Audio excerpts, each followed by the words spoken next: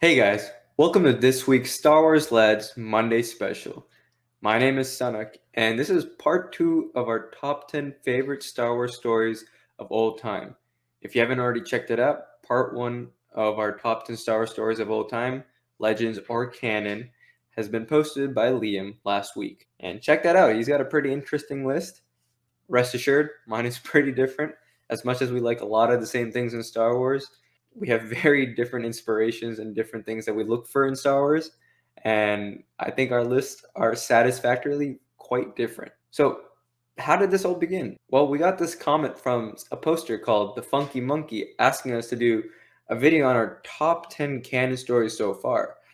Now, the tricky thing about canon is a lot of the best stuff that's coming out right now, as you've seen on our channel, is ongoing, and it's really hard to judge a story just based on what we've seen so far.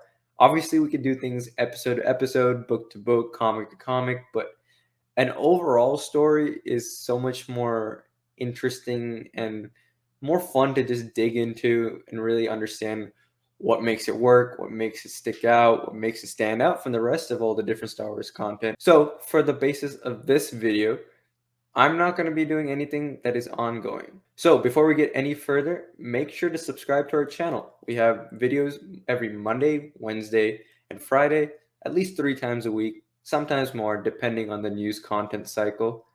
And make sure to listen to us on our podcast. We have Spotify podcast, Apple Podcasts, Anchor Podcasts, almost any site that has a podcast platform, you can usually find Star Wars Lads on.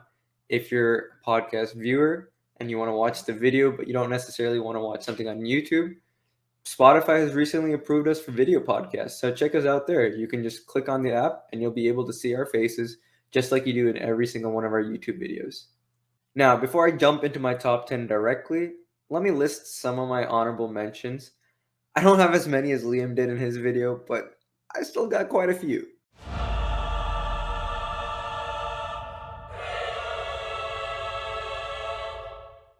Darth Vader 2017, Star Wars Battlefront 2, The Force Awakens, The Rise of Skywalker, Master and Apprentice, KOTOR 2, KOTOR 1, and finally for my honorable mentions, LEGO Star Wars 1 and 2.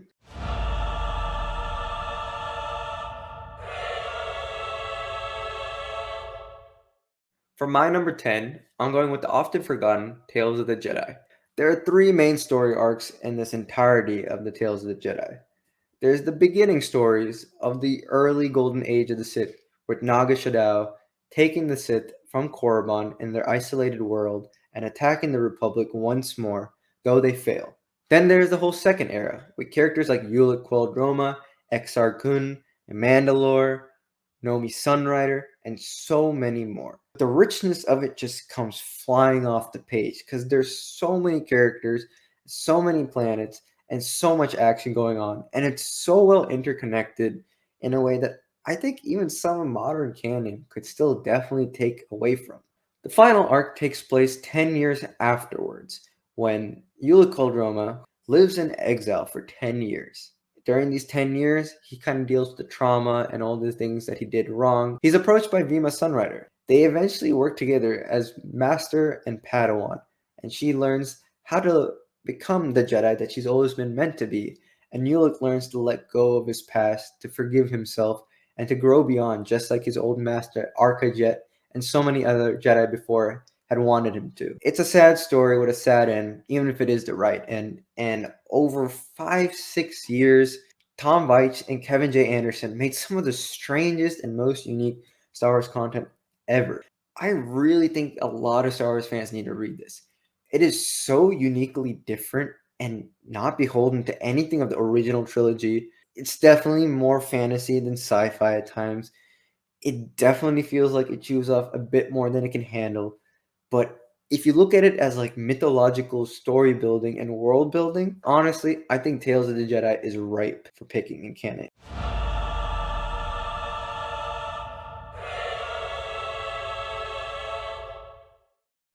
And number 9 is Star Wars Bloodline.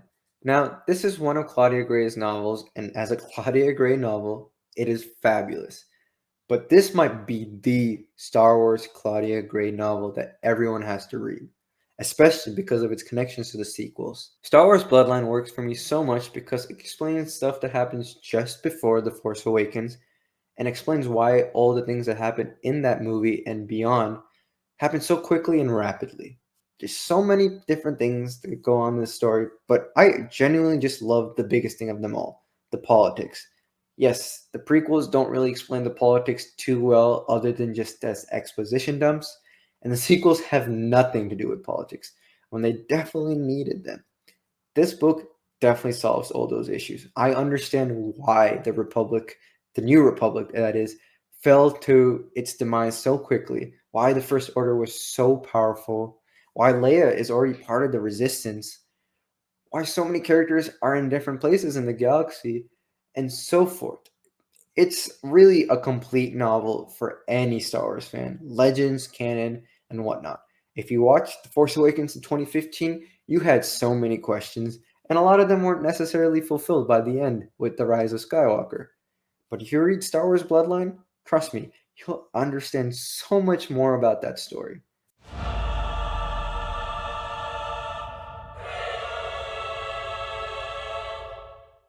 For my number 8, I have Star Wars Episode 8, The Last Jedi. Star Wars The Last Jedi is probably my favorite sequel film, and it is my number 4 Star Wars film of all time. Look, it's not a perfect film. It's got a lot of flaws. There are things I question about why Finn has this really strange storyline with Rose when he already seems to kind of already understand all these things as a child soldier. Why the story has to take place just mere minutes after The Force Awakens instead of having a few months of gap at least. Why the story doesn't have any place for the story of the New Republic and for why the Resistance is truly on its own. Look, like many of you, both hater or lover, The Last Jedi leaves a lot of questions in my mind that I think Rian Johnson could have done better. That being said, it's still one of my favorite ever Star Wars movies. I did say it was my number 4 for a reason. The visuals are the best ever in Star Wars. Above anything else, my 3 favorite things in The Last Jedi were the exploration of the Force, Rey and Kylo, and of course, Luke Skywalker.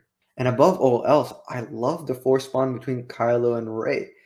It's such a unique storytelling device, both visually and plot wise.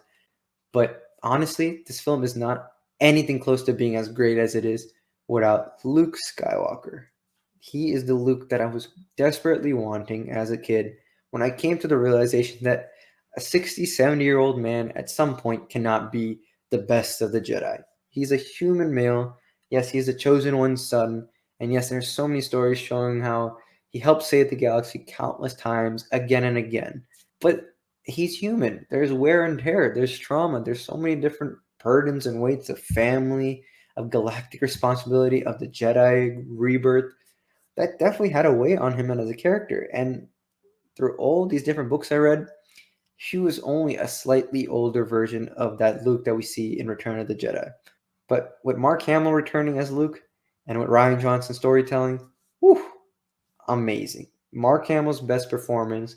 Luke is so grumpy and disenchanted with the Force. He literally tells Rey he's only going to train her in the Force to explain to her why the Jedi shouldn't exist. His own story of like kind of rebirth and connection with the Force is so wonderfully done here. His moment with Yoda is an old time Star Wars moment for me, and his moment on Crate with Leia and facing down Kylo and the whole First Order. It is absolutely the most Jedi thing I've ever seen. He doesn't lay a single mark or scratch on anybody. He lets everyone escape to safety, all the good guys, and he leaves his nephew with a final word that leaves him even more unhinged, unsure of this final decision that he makes about killing the past. Because in truth, Luke failed him and Kylo failed himself. But Luke was still here to give him one last chance, one last little bit of advice, and to let him know that he's never going to be gone, truly. And he'll always make sure that Kylo has to remember it. And I loved it. I loved his whole role in the story.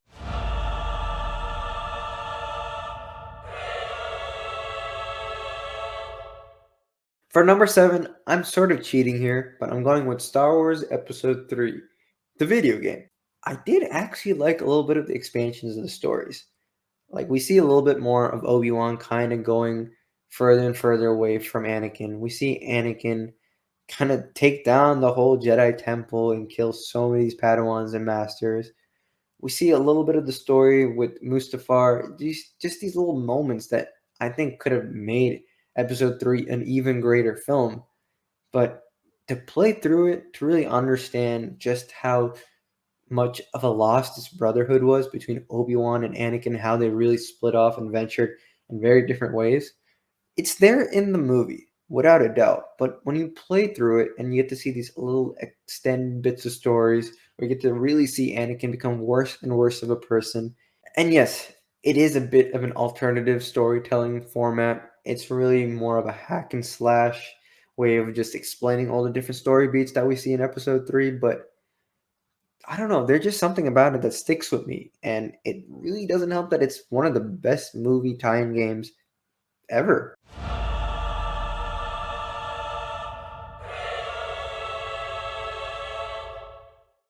At number 6 is Dark Disciple. It deals with two really cool characters. Asajj Ventress, who we've seen since the very beginning of the Clone Wars. Hell, we've seen her since the beginning of the 2003 Clone Wars. So she's become a fan favorite character and gone through all these changes in her story. Then we get Quinlan Vos, the Jedi Master who has a bit of a darker side that's explored a lot more in detail in the 2003 Clone Wars initiative, but is barely a mention in the 2008 Clone Wars show. And here he really gets to shine. These two kind of join into a partnership that turns entanglement, that turns romantic, that turns deadly, that turns dark side. It's really crazy of a story. And the whole crux of the story is that these two work together as part of Quinlan Voss's mission to assassinate Count Dooku. Yes, assassinate Count Dooku. And it's a pre approved mission by the Jedi Council, which really shows you just how far they've succumbed by the end of the war. Asajj Ventress' story ends here in a really beautiful but tragic way. Quinlan Voss just becomes one of the coolest ever characters in canon and has a chance, honestly, just from this one book alone, of superseding everything from his 2003 Clone Wars line. We get to see some cool stuff with Boba Fett and the crime syndicates. Count Dooku gets some cool stuff. The Jedi Council, obviously, we get to see them in further disarray and dismay. It's a cool story that really also ends up taking us to the very beginning of Clone Wars, back at the 2008 movie. I can't really spoil too much about the story, and I admit that I haven't read that book in a long time, but it's always left a mark on me.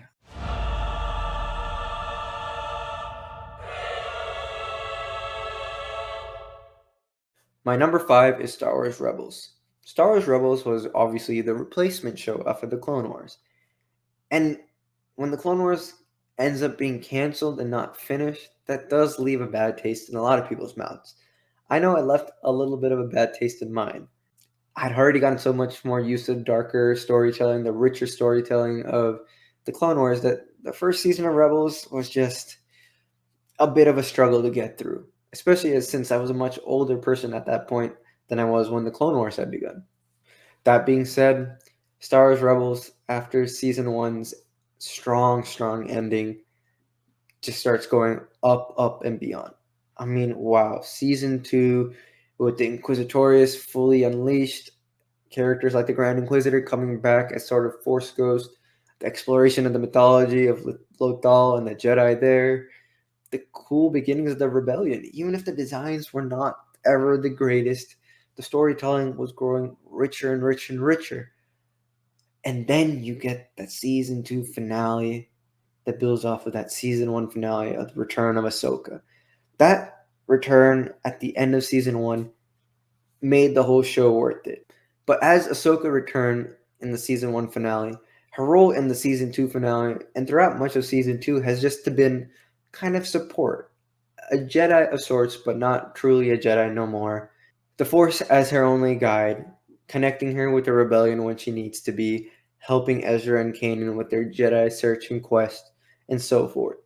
But that season two-parter finale on Malachor, holy shit. Excuse my language. Dank Farrick, let me say it that way. But wow, it is such a good finale. It is, honestly, it might even be better than Siege of Mandalore. And that whole arc was elite Star Wars storytelling in terms of TV, television format. Seeing the return of Darth Maul, the end of some of the Inquisitors, Malachor, the KOTOR connections, Kanan becoming blinded, Ezra connecting to the holocron in some ways, Darth Vader reappearing, his duel with Ahsoka, seeing his helmet cut open, and you could see Anakin still somewhat in there. Ahsoka's just sacrifice. It put Star Wars Rebels at a totally different level than I wasn't prepared for. And then season 3 began, and we got Grand Admiral Thrawn. And season 3 of Rebels is so freaking good. There's just so much world building. Saw Gerrera, the rebellion is all unified, Mon Mothma. Still a lot of stuff going on with Kanan and his struggle with the Force, Ezra with his twisting and turning, the Obi-Wan Darth Maul duel on Tatooine, so samurai-like. And then season 4 is a very, very strong ending that really brings it whole back to Lothal, to Ezra, to the gang of the Ghost. It's beautiful. It's a wonderful ending. And of course, just like Ahsoka, I don't think Ezra is dead. I can't wait. And yeah, I just loved it. And the Mandalorian storytelling of this whole show, it's pretty great too. I loved it. I loved it all.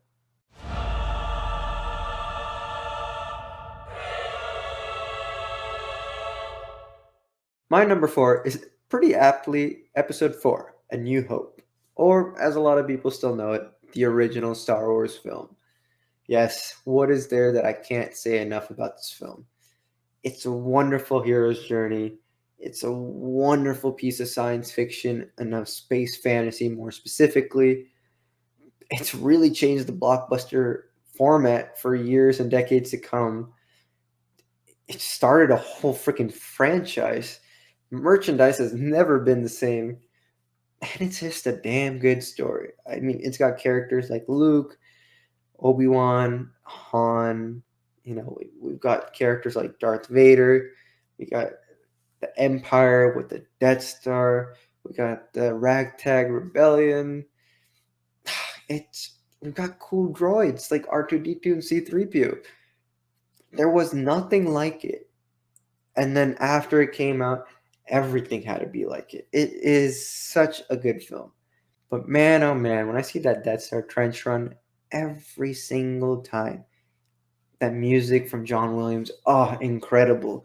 Just the pacing of it, just the speed, the cuts, faster, more intense. I know that's what George Lucas used to say all the time on set, but that's where it was perfect. There's so much desperation mixed in with spirituality, mixed in with technological warfare. There's so many things I love about the movie. If there's one thing I really wish I could have done, is to be there at 1977 watching this random movie called Star Wars and getting my mind blown.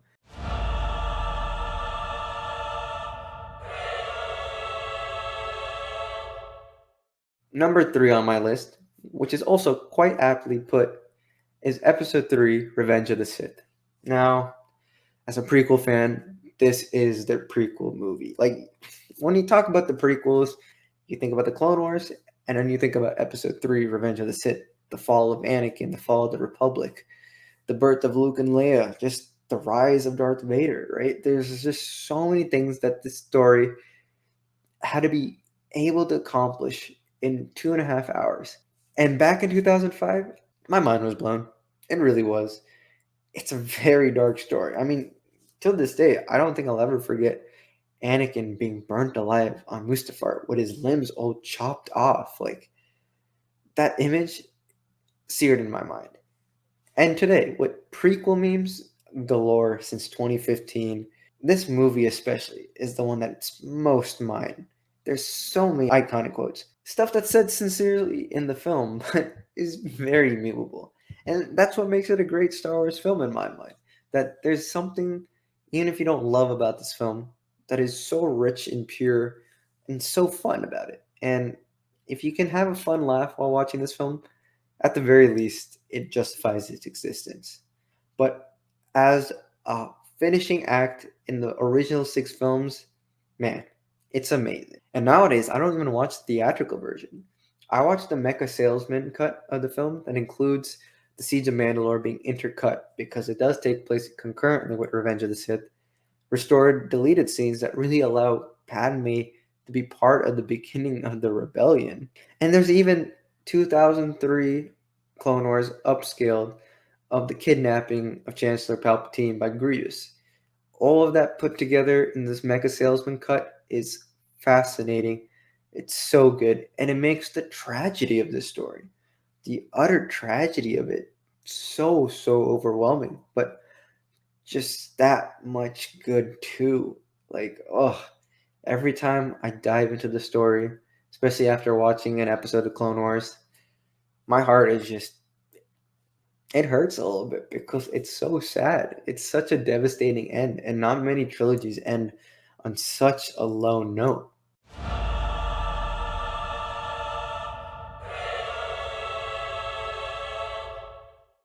My number two is like a lot of you expect it to be, the Clone Wars. So much of modern Star Wars storytelling is directly connected to the Clone Wars, or at least referencing it. The Clone Wars first season was not great. It was very childish. Its animation wasn't great. No one really loved Snips and Sky Guy and that weird dynamic. The clones were cool, they had cool names and designs, but not much else was going on. The 2008 movie was just 3 episodes pushed together into one theatrical film. I know Liam got to watch it in theaters. I didn't even realize it existed until 2 years into the Clone Wars TV show being released and finally watching it on DVD. But yeah, it was fun. It was great. It was a cool thing to watch in 2008 every week, and seeing the trailers on Cartoon Network. Yeah, as a kid, I was excited. More Star Wars when people were kind of just done with Star Wars. And I think it all really begins with episode 5 of season 1, Rookies. The show really showed its true potential and its true promise to me and to so many of you guys out there. With episode 5, Rookies, that was the one episode that made everyone, I remember everyone in middle school just talk about it. Like, everyone was kind of watching Clone Wars because we were all kids and we liked Star Wars, but that was the episode that made everyone go like, whoa, this is amazing. This is a show that has that as its potential. This was the first time where I could genuinely say like, hey, I'm sad to see this clone die. And that's where Star Wars for the Clone Wars really began to succeed. It made the clones matter.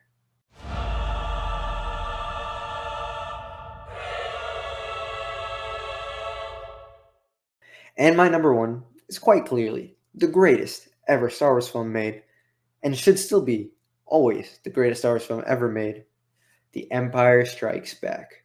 It is the most perfectly paced Star Wars film ever. Not a single detail is spared. I mean, it has so many of the greatest things ever in Star Wars. The reveal of Darth Vader as Luke's father, the hot devastation by the Empire actually striking back, the machinations of Cloud City, the bounty hunters like Boba Fett, no disintegrations, IG-88, 4LOM. I mean, we can't forget about the original scoundrel himself, Han Solo, having his equivalent in Lando Calrissian. Suave, dashing, a womanizer, you know, so many cool characters, so many cool locations. And then there's Luke with Yoda having the first ever Jedi training we've ever seen. And still to this day, probably the best Jedi training we'll ever see. The idea of a Force Ghost? What? You mean Obi-Wan Kenobi can be back and interact with Luke to some degree? There is another? What does that mean? There's just so many things about it that I love. And it has my favorite Star Wars duel of all time. The Bespin Cloud City duel is the most thematically pungent, even. It's like, it's just coming off of it. Every single stroke, every single word that's delivered in that fight is intentional. Everything that Darth Vader is doing is just to fool around with Luke because he knows that Luke is his son. He's just trying to break down Luke until Luke finally irritates him enough to the point that he has to do what he must, chop off his hand and deliver the truth that he is Luke's father. It is so good. It's so good. I don't think a Star Wars film will ever top The Empire Strikes Back. Thank you guys so much for watching this video. If you enjoyed it, please click like and subscribe to our channel and leave a comment for what your top 10 Star Wars stories of all time are. It really helps us with the YouTube algorithm when you leave a like and comment down below. And we know that there are a lot of fans who stumble upon these videos who might enjoy our takes, so if you know someone who does enjoy Star Wars just as much as you, send them our way. Follow us on our social media on Facebook, Instagram, Twitter, TikTok, and more. We keep everyone up to date on these social media platforms of our latest releases and all the latest Star Wars news and content that's coming out. Thanks so much for watching, and may the Force be with you.